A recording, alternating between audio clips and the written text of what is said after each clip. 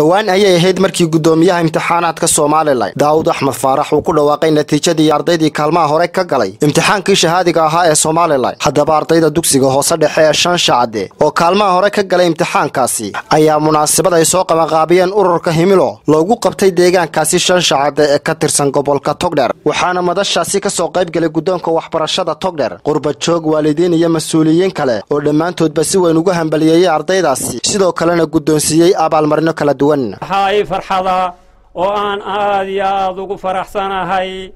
كوشة ما أنت يسكول كيجاني وكسوه يي امتحانات كي قرن كتمر يد سوماليلاند سنة دكسيات كا لبكون يلحية طبعا يلا بكون يتطبع طبعا ومعاهدة يا مع مضافر بلنا يا مقالة كتيرة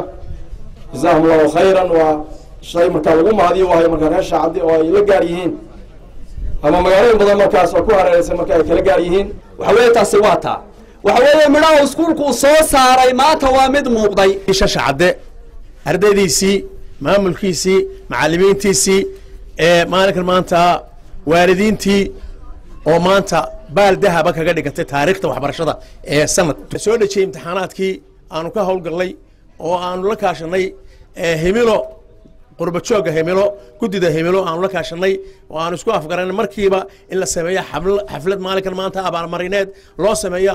ardayda iyo macallimiinta dugsiga. macallimka iyo ardaydiisa waxa ku casuumaya lacag $200 ardayda lambar 1 ka galay iskuulka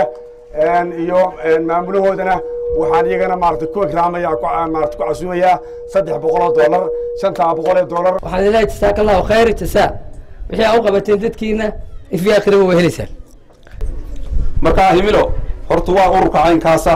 waa urur ay ku midoobeen dadka deegaankan gudo iyo dibadba arintiisuna markii hore ay ka soo asaasantay dibadda qarashka ugu badan ee Himilo ku baxana waxa bixisa qurba joogta ilaahay waxaanu ka baryeynaa halkii aanu la doonaynay ugu soo dhawaaday inuu haruuga sii mara inuu saaka u dabaaldegno guushii ay soo hoyeen deegaankan gaar ahaan dugsiga Shanshaade oo ay koobsanayso 5 arday halka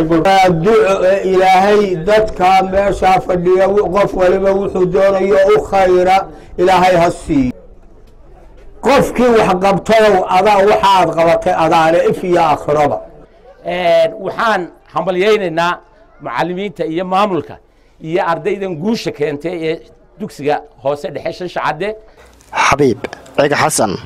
Universal TV, magaalada Burco.